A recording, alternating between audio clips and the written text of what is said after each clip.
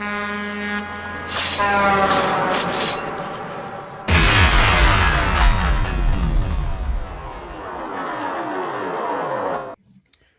right, welcome back to another episode of the Slack Adjusters, man. We got a special episode for y'all. I'm one half of the Slack Adjuster, Tim Motivates, and I got my partner Salim with me. What's going on, Salim? I'm good, man. How you feel today, man? Man, I feel good. I feel great. Blessed, black, highly favored. Feel That's y'all. that's a quote from the a great philosopher. Okay, cool, man. That's good, man. You okay today? You see a little depleted. You depleted? Man, I feel great, man. I'm excited about this interview. I got me a nap so that I could be refreshed, so that we can interview a personal friend of mine and Mm-hmm.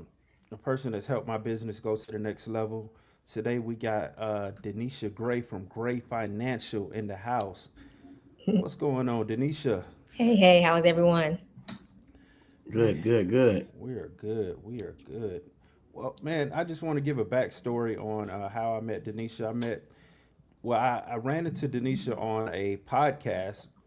As I be telling Celine, DeNisha, I'm a podcast connoisseur. So he'd be like, "Man, why you always so serious? Why you?" Yeah. I just consume a lot of podcasts, so I try to take these things serious. So I ran into you on a truck and hustle a few years ago, and we were putting together a trucking event. And at the time, you were, and you still do, help truckers out with their finances and strategizing CFO services and just bookkeeping. And I was like, man, she would be great for this podcast for this event we were doing. And I hit you up in the DMs, and you responded right away, and you came to which the do, event. which do, which did not does not happen typically. Man, it was all God. It was all God, and For I sure, really, for sure. I'm forever grateful. We've been doing business together ever since. Like I said in the intro, you've helped my business tremendously, and I figured it would be a good idea to bring you on the podcast so that you can help some of these truckers out here, because it's a lot of mess in these trucking streets. And based off of my books, you probably think Tim is, what the hell is Tim thinking sometimes, right? Your book's actually pretty clean, believe it or Oh, not. Sookie. Sookie, Sookie. I appreciate that. Yeah, man. Well, look, we're going to get right into it. Salim, you got anything for DeNisha right off the top? I mean, just to jump things off, like what? I'll ask you a quick question just to kind of open it up because we are in that trucker space with carriers and whatnot. But what is the number one thing you hate about carriers and owner operators?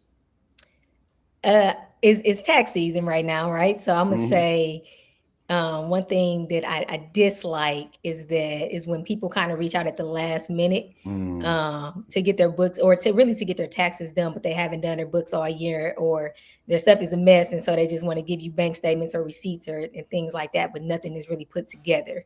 Do they come in a So shoebox? Do they bring them to you in a shoebox or a little Ziploc bag or something? That's how I honestly, do. I'm in the world of virtual, so you can scan it in to me, but it's gonna Okay. cost you more for me to go Woo. through it. So yeah, no. Mm. Okay. Cool. Cool. That Cool. would be my pain point, or Hmm. yeah, my pet peeve right now during busy season. Okay.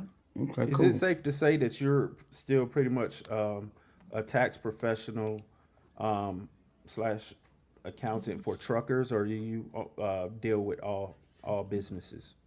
Yeah, so I mean, I've definitely built a solid reputation within the transportation space. So definitely stand within that niche or that industry, just because honestly I like it. I like the education that I'm able to provide to the Hmm. truckers or to the owner operators.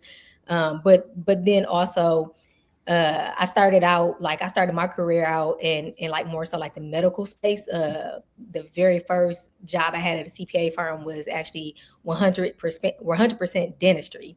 Okay. So like every client that I service was a dentist. So I still have a few dental clients. I'm very heavy in the real estate space, so real estate investors, and I'm a little heavy in the construction space as well. And then also just service based businesses or for entrepreneurs as well. Nice. So a little bit of everything, but my team is kind of well versed or well rounded. Okay. That's what's up. What level of income would you say people should start looking at getting a tax professional like yourself to start you know, diving into their books and really helping them out? Would you say, because I mean, if you're just starting a business, a business, and you're only making, let's say, 30,000 a year, 40 grand a year, is, let's just say, gross numbers, right? Would somebody need to hire someone like yourself for their services?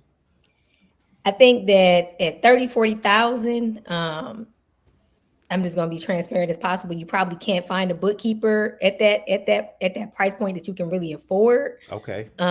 Just total transparency. So it's probably best that you keep your numbers like in a spreadsheet, write them down, just whatever in terms of spreadsheet more so. Like I have a spreadsheet that I would give to a Schedule C client. Most people, if you're at that $30,000-$40,000 space, you're probably a Schedule C person. Mm-hmm. So meaning it goes on your personal tax return as an additional schedule. I would give that person or that client like a spreadsheet that we do like a template, and they could just enter everything into there, give it to us at the end of the year. So it's summarized, it's good. So you're going to refer them to TurboTax. That's basically what you're saying in a nutshell. Now I still do your taxes. Go to TurboTax. I do your taxes, but as far as like the accounting, I mean, we just for our firm in particular, we just have a minimum. And so honestly speaking, like a person that is making 30,000 gross, and like, let's say that's all of their income, realistically speaking, like they probably would not be able to, they probably wouldn't be able to afford our minimum, or it wouldn't even be, I would feel bad charging them our minimum for $30,000 a year, like gross, like gross.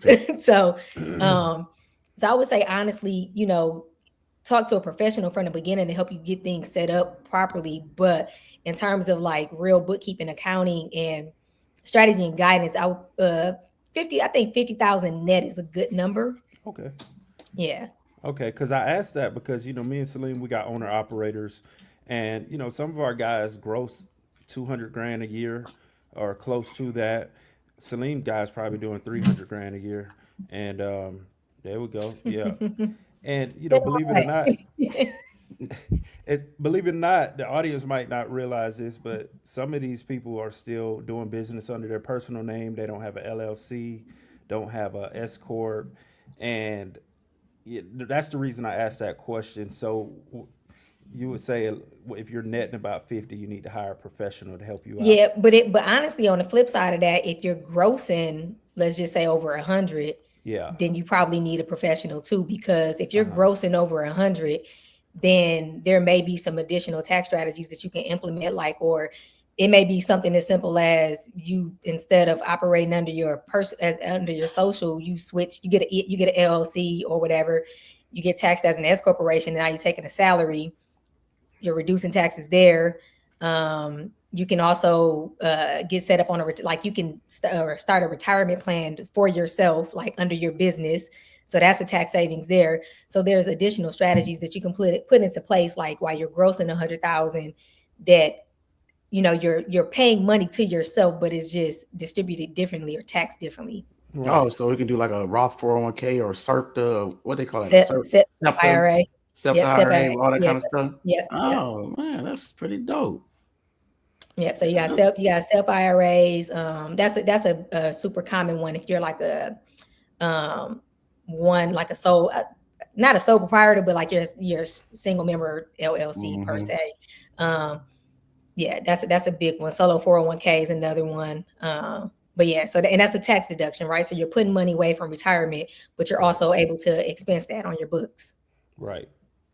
All right. I mean, look, that's good and fine. I heard that you can go to listen. I heard you can go to Navy Federal, saying, with a fresh LLC, and I'll get a loan for $50K. That's what I want to know. Can I run that play? Is that a real play? Man, if you figure that play out, let me know. I'm gonna start an LLC tomorrow and go do the same thing. They say it on Instagram. They say they're doing it left and right. I see a guy ran out with a lump full of money and I don't believe it. No. All of my experience, nah. Like, first of all, right, you got to have some type of most credible banks are going to want some type of established history. They're going to probably want some financials in place to prove that you can actually pay back the loan, or credit line, whatever you're getting, credit card, just whatever. Like you got to have some type of proof of income, credit history, and sometimes you got to be able to personally guarantee it or back it. So if your credit is like, if your personal credit is trash, then like how are you going to guarantee it? Right. Okay. I don't know. That's what they said, huh? That's what they said. You know, you see these posts on Instagram. They got thousands of likes and shares and tens of thousands of followers, and they got to be doing something, right? Run to play, get an LLC. Run to I play. just want to run to play. Yeah. No, I haven't seen it. I mean, like I said, if you come across it, let me know. You know. Okay, I'll put you on game. I'll put you on game.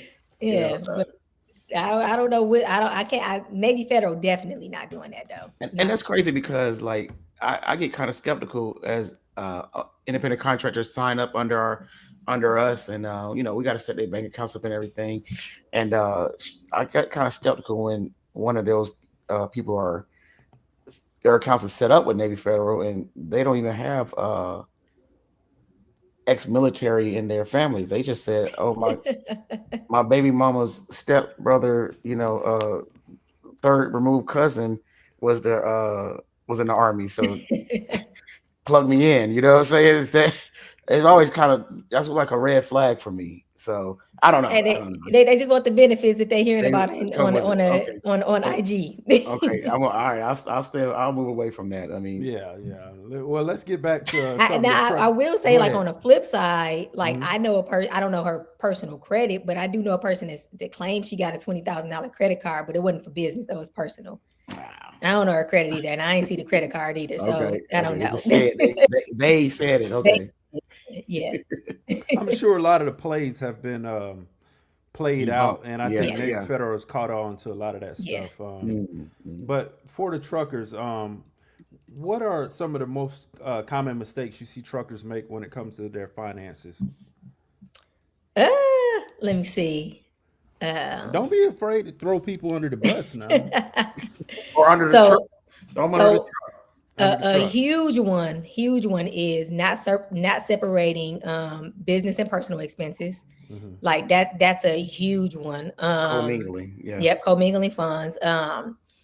Another huge one that I personally see, or like if a person starts out, is not making estimated tax payments, like quarterly estimated tax payments. So, you know, if you're not paying in taxes all year, then so I don't know if that's you going over to the sites, you don't do it, but you know, we do. Yeah, we do. Okay. Yeah, but you know, so they're not making their quarterly estimated tax payments. So at the end of the year, depending on what their income is, they may owe a ton of money, and then they're surprised as if they, you know, made some payments in.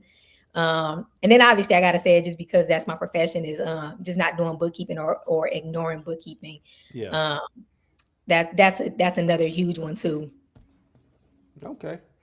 Look. Oh wait, and I got one more. Okay. I got one more.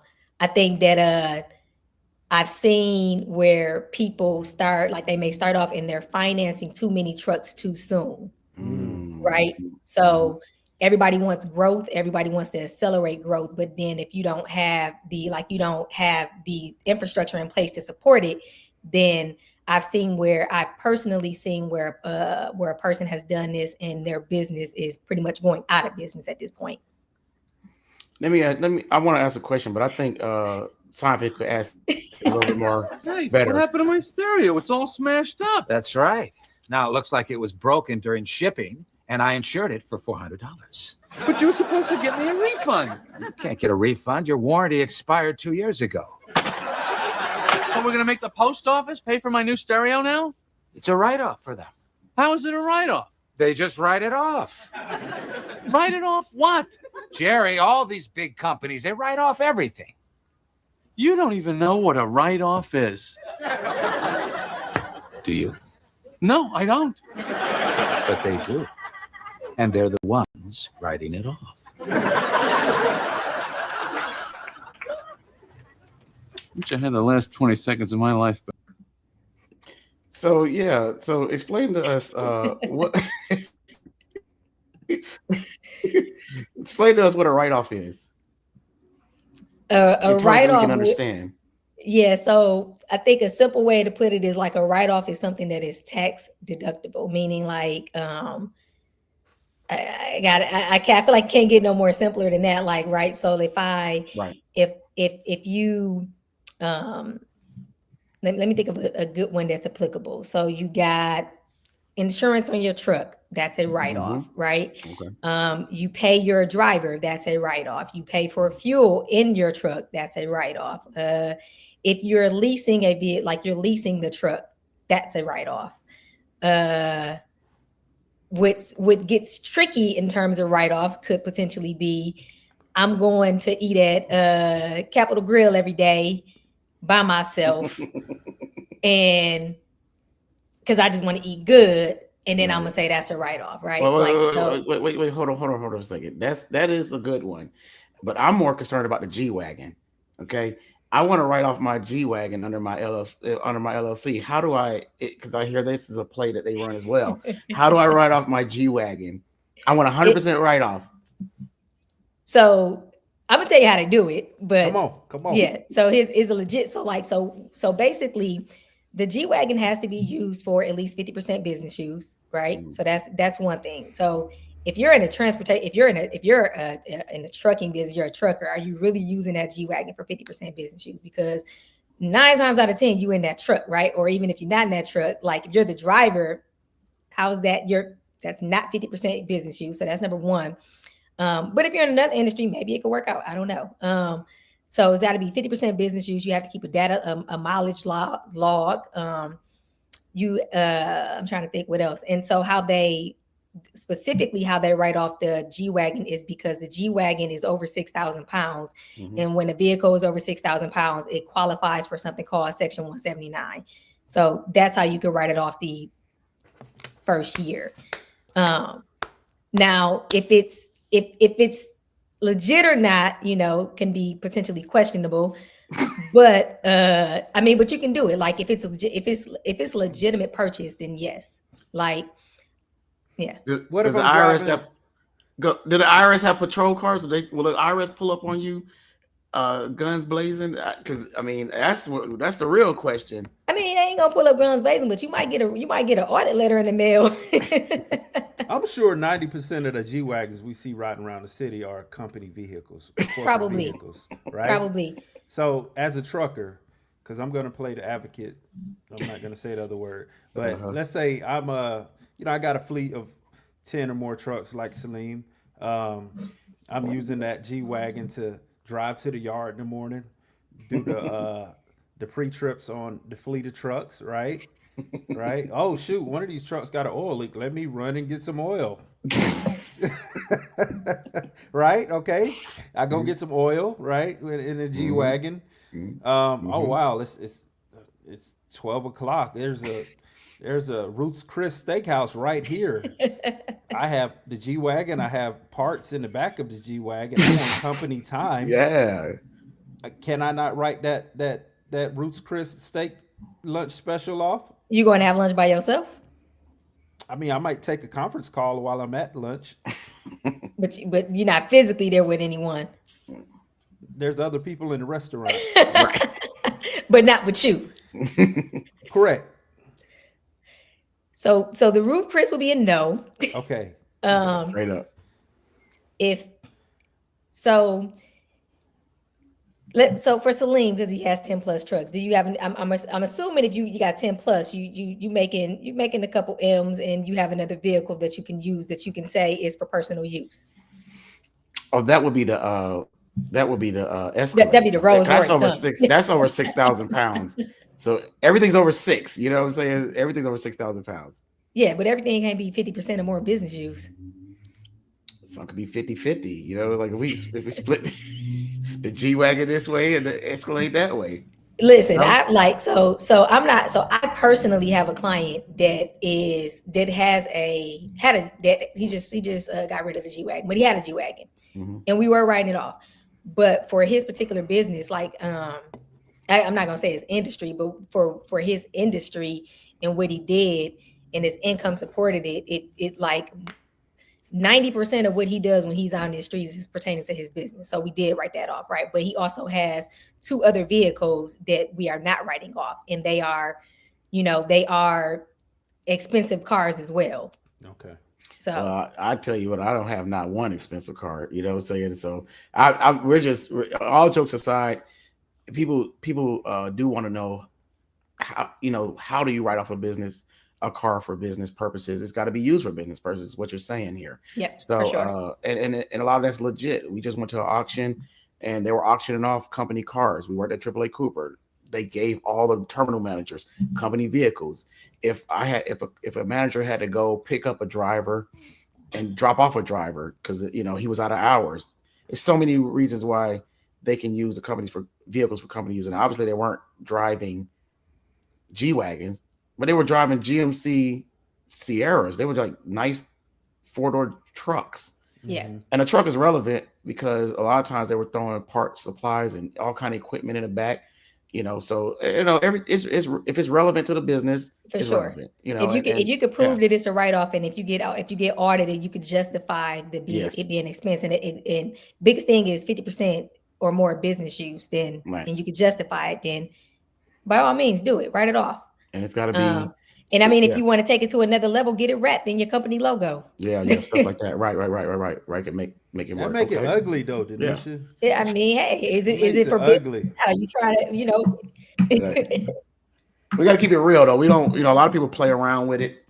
That's why we bring up all these different plays that everyone try to run. Everybody's trying to circumvent the system. You might get away from it for a year. What's funny to me? Mm-hmm. The people that I personally had asked me about like G-Wagons and writing off of G-Wagons, these ninjas ain't even making money to be able to really afford the G-Wagon. So like, what are you talking about? Yeah. They get your business generating income so that it can afford a G-Wagon. Then guess what winds up happening? You see what it costs to run a business. You're not trying to buy the G-Wagon. You're trying to run a successful business. You're like, I can spend this kind of money on a G-Wagon. Well, I'm gonna be spending that kind of money on more equipment, more trailers, more trucks, something that's going to continue to grow my business. Yep. And I've got to the point where I couldn't even stomach driving or purchasing something that expensive. It just wouldn't even really, for me, it doesn't fit for me. I'd rather invest in more equipment, invest in more business opportunities, more things that, we, instead of renting from renting an office space out, maybe I could look into buying some office space. I've seen a spot for $150,000. It's a little house out there, 3/4 of an acre, right? No, I'm sorry, 1/3 of an acre, 0.3, had a little house on it, right? Well, I mean, we could buy that, right? Fix it up, and that is our office. Now we into real estate in the business. So this is more smart plays versus going out here in stupid vehicles that is going to depreciate as soon as we drive off. As soon as somebody run into it, as soon as I ding it when I pull up to Food Depot, because I'm not shopping at Publix no more because I'm driving a G-Wagon.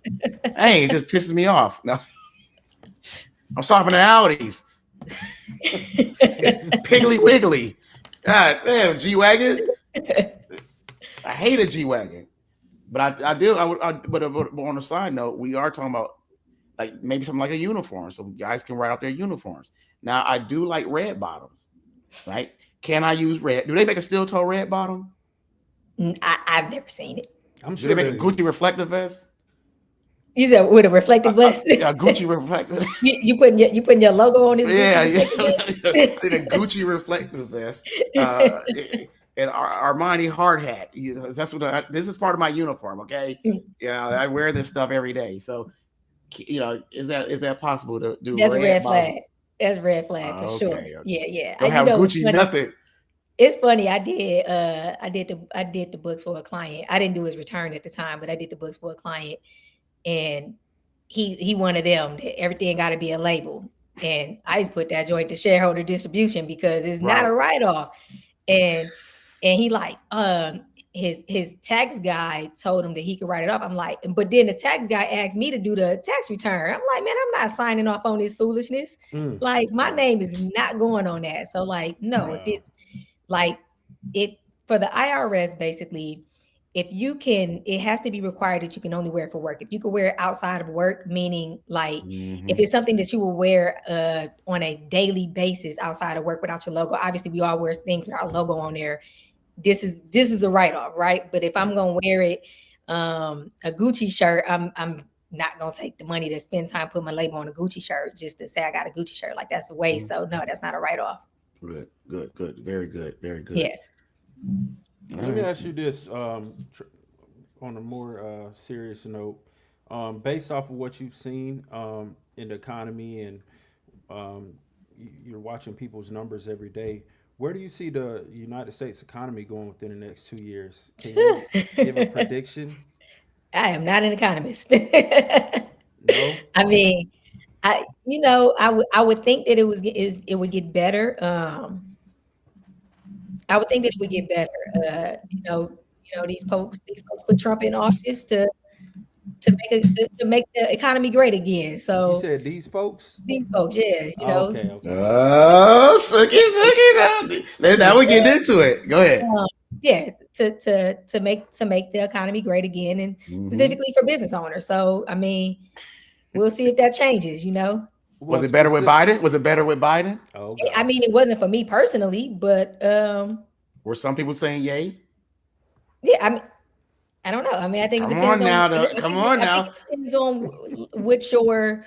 I think it depends on your income bracket and what you're doing with things like what's important to you. Like, so like for me, obviously, like a person like my mom would vote for Biden or say it was better just in terms of like she's retired. So healthcare, Medicare, things like that was probably better for her. But that's not my, I didn't vote for Trump. I'm gonna throw that out there, but that's not my situation also. You know what I'm saying? Like Biden didn't help me per se. I will say that. Okay, we ain't gonna put you on the hot seat. All right, Don't do that. Don't do that. That's a tough topic for a lot of people. But I will say I do think that the economy, I transparently say like the economy was absolutely better for me as a business owner, when a Republican was in office or when Trump was in office, like for sure. So I think that things will, I hope things shift or change within the next 2 years, But that's a good point, like you said. Yeah, that's a good point because, like you said, like that is a relevant point.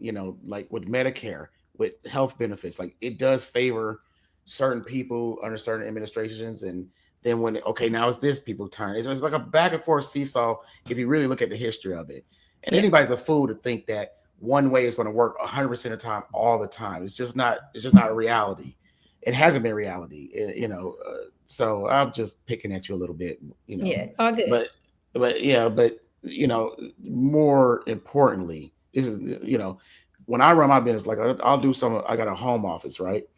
And this is so serious, and I've been really struggling with this. So like I do I got paperwork going on in here and stuff like that, moving paperwork around and stuff like that. So like my little 3-year-old daughter, I'll get her at times to grab the paperwork and take it to, just take it from here, put it in there, put it in the other office, put it in the file cabinet. And I pay her $32,000 a year, a nice respectable income for that type of task. Okay. And how do I write something like that? How do I make that fit in isn't this irrelevant? I've heard it on Instagram. Is that a relevant write-off? I mean, not a 3-year-old, right? Mm-hmm. But not for a 3-year-old. But she kind of walks it into the file cabinet, just like drops it in there, but it goes into. But it goes in there, yeah. Right. So it's filed. So I mean, can I, 32K? Where we're at? What are we looking like? Yeah, no, it's not.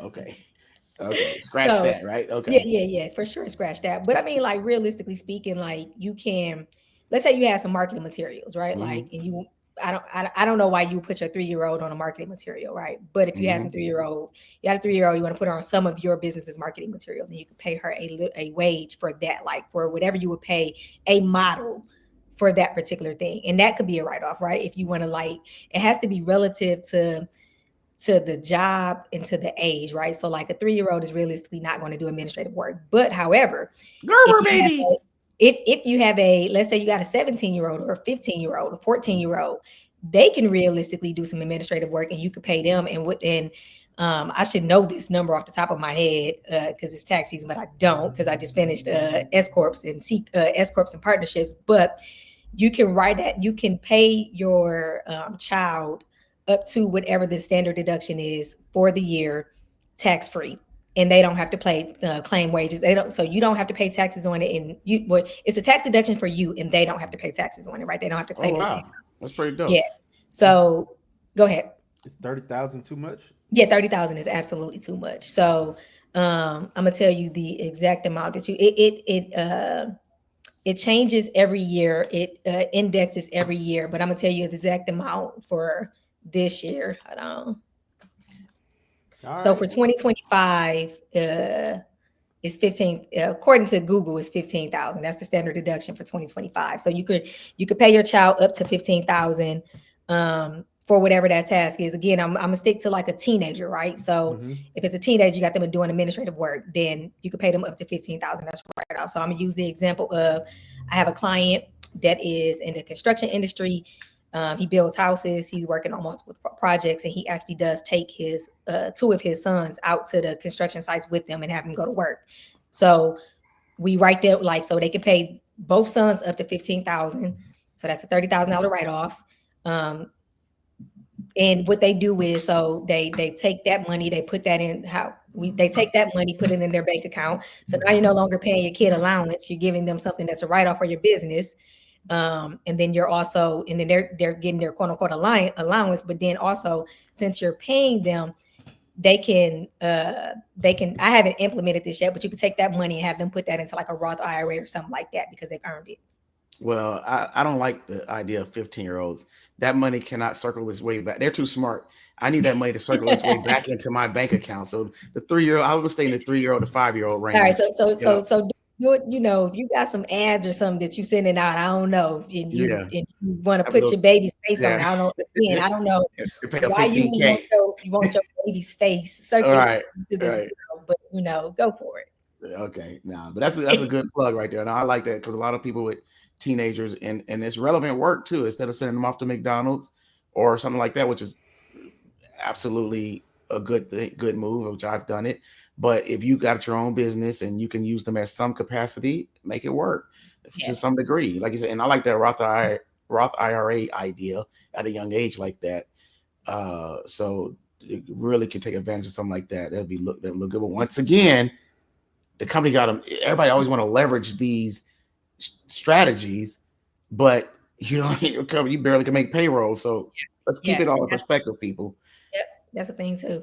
Yeah. So if the kids don't put that money in the IRA, they will have to pay taxes on that? No, they don't have to. I was just giving you like another way to grow the money, right? Okay. So that's another way to grow the money. But no, you can just put it, let's say you so I have a 4-year-old and a 6-year-old, right? They're not on payroll, but I got a 4-year-old and a 6-year-old and they have a bank account, right? So instead of me like transferring, like if they, let's say they were, when they turn about 10, one of them turn about 8 or 10, they're gonna start doing taxes for sure, right? Okay. So like at least they're gonna help with the business a little bit, whatever that is in their capacity.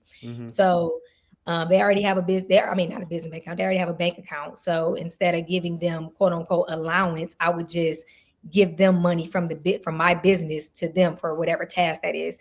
Another thing is too, you're technically supposed to like write up a job description and things like that. To show that they're like, so they have a job description to match what it is that they're doing for your business. Okay. All right. That's good information for the people out here watching, man. Well, let's go back just a little bit. When I was asking you about what you think about the economy and stuff like that, you have a lot of trucking clients.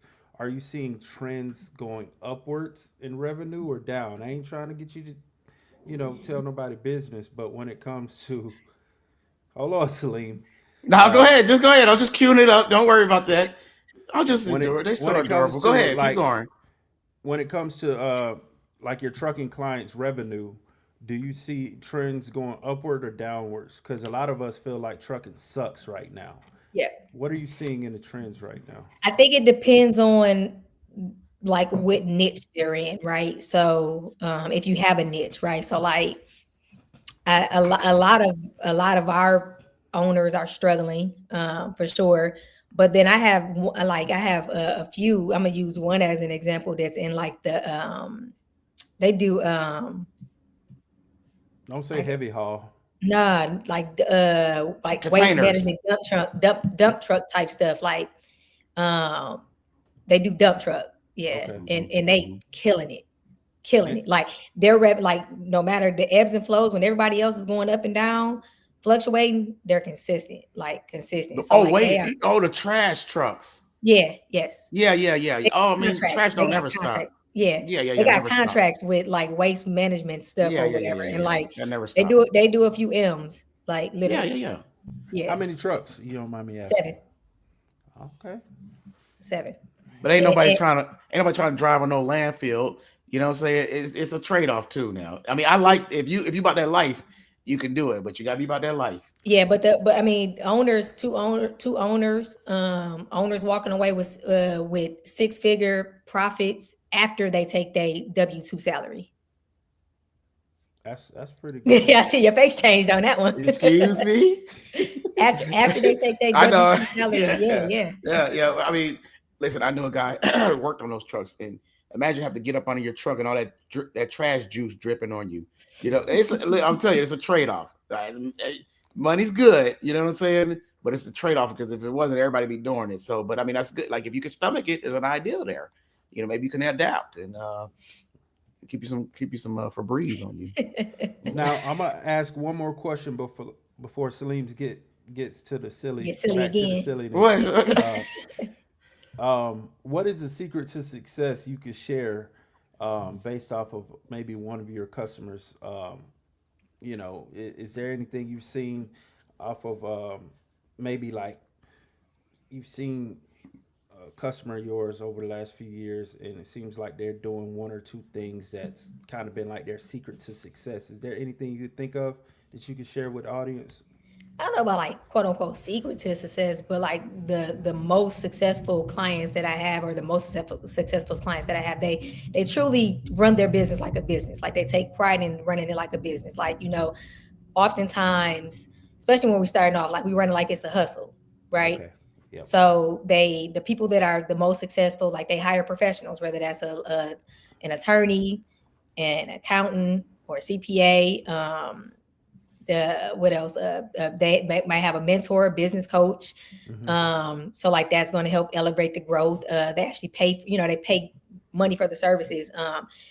They absolutely know their numbers at all times. Like they got a handle on the numbers. That's like, to me, that's most important. They leverage business credit instead of personal finances, personal funds. And they just like in terms of like utilizing their professionals, like they tap into different plays or strategies or whatever. So Mm-hmm. yeah. Great. All right, check this out real quick. Check this out, man. Let me show you something. All right, look at these things right here, man. This is pretty cool. Look. Oh my God! Look at how cute they are. You see that? Look at those things. That is awesome, man. You see that? These are Frenchies, right? Yeah. My brother got one. It's so adorable. How do I can tell you what is not. So It's not a write-off. What? That Frenchie. Listen, I need a guard dog, okay, to guard my business, all right, and guard my truck yard. Now there's not a like security dogs to guard my trucks at nighttime. Can I? You want that one? The little one? The little one? Yeah. Look at that. Yeah. The little one. You want the puppy to guard it? I mean, they're gonna grow up. They're gonna eventually grow up. They're gonna eventually grow up. Yeah. What do you think? Can we make that a security dog? What can we do? No. Can we write that off? Nah. All right. That's all I got. I mean, like realistically, you probably could buy like a pit bull or something like that, and have that be a guard dog. Right, Maybe if you're guarding a yard, something that's gonna really do something. Or if you got like a pet breeding business or something, like something specific to the dog. Maybe, no. but Frenchies, Frenchies are in now. Frenchies are what's in now. They are. That's what we need. We need a Frenchie. How much do dogs cost? I don't know. I've seen upwards of 2,000-3,000, maybe. A good Frenchie, a good a blue one, a blue fawn Frenchie. I'm gonna tell you what. Let that person go out to get that Frenchie. They gonna get a red flag and they gonna get audited. Yeah. How would you write that? How would you put that under your little? I don't even know, to be honest with you. Like, I don't even know. I feel like at a certain point, like when people ask you to do like questionable stuff, like I got to question you as a client, like, Gotta stand up for Right? yourself. I'm good. You got to cut them go to off. somebody else. Yeah, you do. Yeah. Oh my Okay, God. because they'll have you all held up, right? Yeah. I think That's Salim's crazy. asking all the pertinent questions that These are very vital questions, very the important Atlanta questions. people that be on, all Atlanta. these apps and stuff. Yeah, man.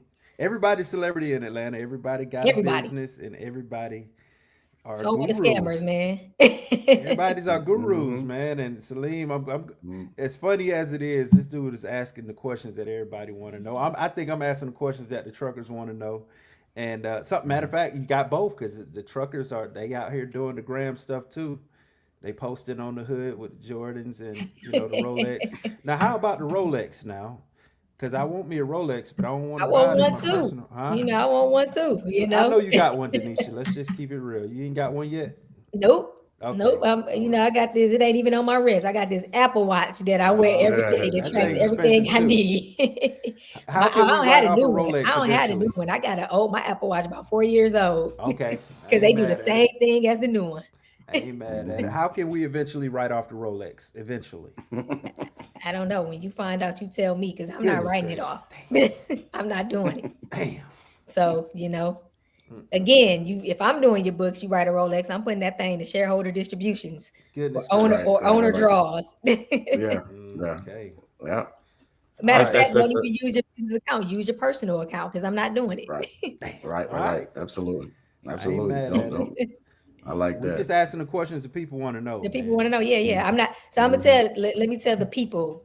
If those are the type of things you're looking for, I am not for you. Now that leads me into my final question of the night. What makes your services different from other accounting firms? I mean, I can only speak for myself. I think that I just have like I genuinely care about business owners knowing their numbers. Meaning like oftentimes like I've worked with people that have made millions of dollars and they can regurgitate things they hear on social media, right? Like they know they should have a P&L, but they can't tell you what a P&L is. They can't they just know the term P&L, right? They know the term balance sheet, but they really don't understand their numbers. And so I think that for me, I just want to make sure that like my clients in particular are educated about their numbers and they truly understand what their numbers consist of, how to make their numbers better, how can we minimize expenses or maximize tax savings and things like that. I mean, I'm pretty sure a lot of other people are doing that in particular, but for me, it's just one of the things that I take personal care in. And then another thing is specifically for the transportation industry.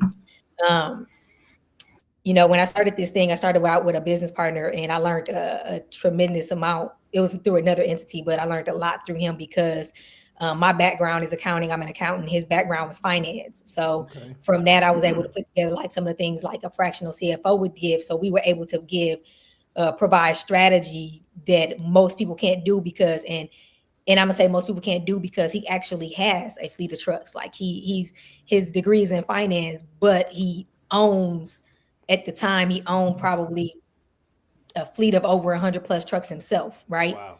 Okay. So when you combine that, so like a lot of times with accountants, we speak from a historical perspective because like we're taking your data and we're telling you how you did last month. And then when you combine that with like a fractional CFOs or CFOs in particular, in general, they focus on like forecasting, like growth, like how can you, like now we know how you did last month, but how can we take this and tell you how to grow or do better for the next 3 months? How can we project this out for the next 3 months?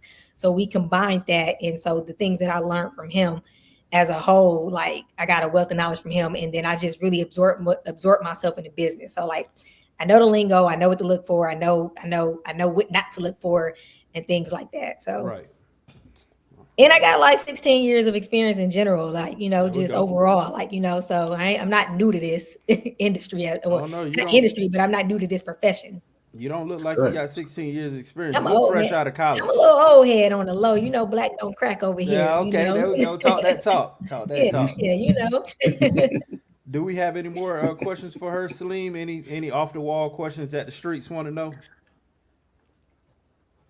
I mean, she blew me on the Frenchie thing, so I'm pretty much all tapped out. So I That boy about to disappointed go you on buy that 3. one. I'm You good, about to man. go buy 3 after the podcast. You know, I'm about to go 3 of them puppies. I don't care. I'm buying 3.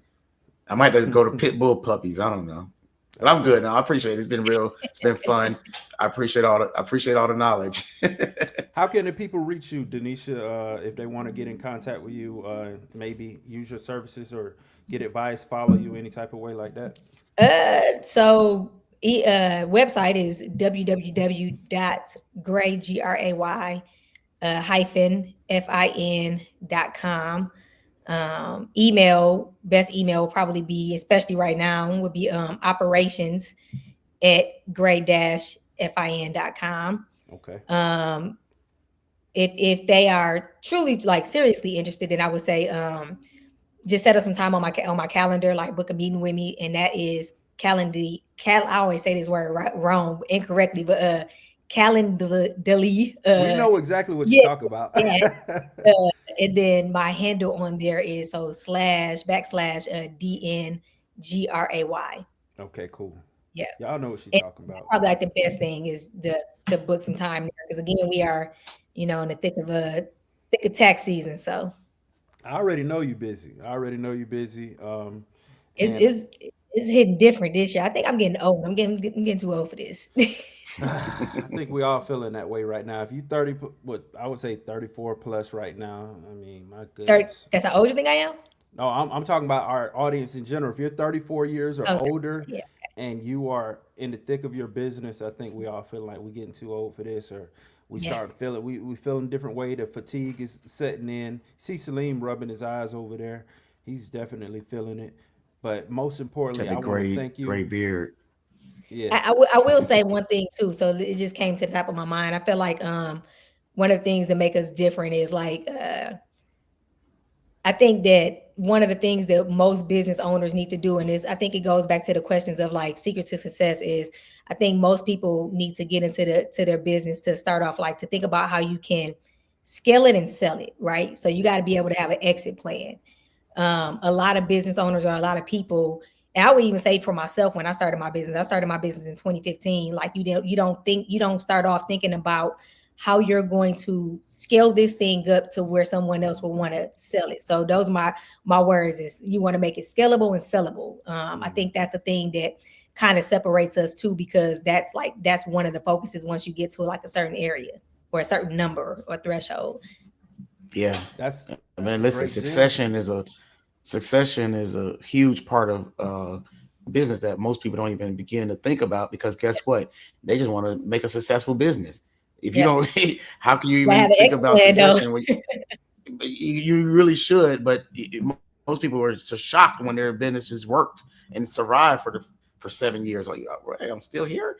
What do I do next? But if you didn't start off in the beginning, then you're not used to accustomed to doing good bookkeeping, good work. Doing it right from the beginning. Now you're trying to scramble to make that thing sellable, and it don't even look good. You know what I mean? So start your business off correct. Start doing all the little things that hurts in the beginning, but guess what? It pays off in the future. So I like that. I like what you're saying there. That's awesome.